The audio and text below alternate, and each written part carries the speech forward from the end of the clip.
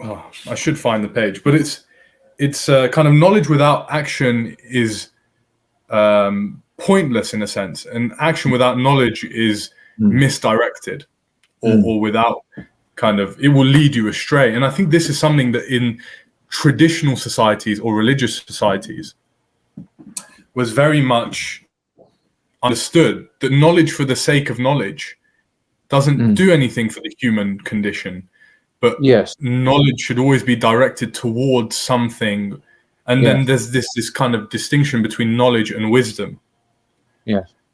And this is, I think, where perhaps modern society places the intellect above. We don't believe in the soul anymore, but if you do believe in the soul or spirituality, and I think if you want to come back to, again, the Islamic tradition or the Christian tradition, you know, the devil, Shaitan, he knows everything there is to know.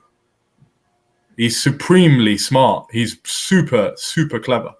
You know, he can see the unseen even more than we can.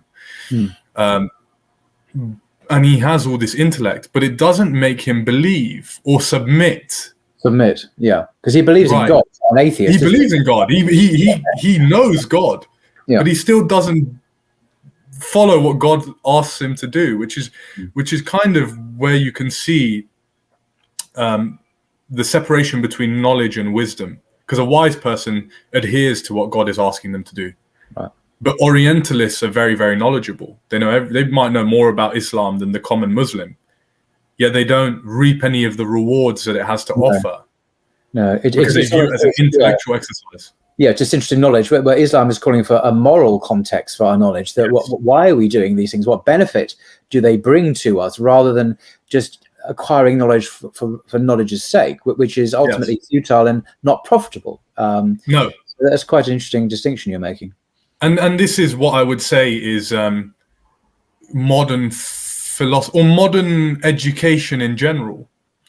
Why do we learn? You know, why am I doing physics? Why am I doing English literature? Why do I go to work?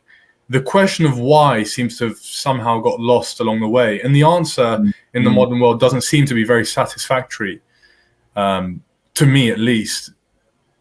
You know, a lot of the people I did physics with now are bankers, or 50% of them have gone into the city as a consultant or a banker. Whereas traditionally, money, you know, that's what you do. Right. Yeah. Whereas someone like Ibn Sina or some of our famous cosmologists or physicists did physics because it brought them closer to Allah. They did it because they gained knowledge of creation. Yes, and the Quran constantly points to the created order as a place of signs that indicate that are meaningful. That they bring us closer to God, and so on and so forth. Absolutely. So it's not just a disinterested accumulation of facts. It actually has a wider existential context.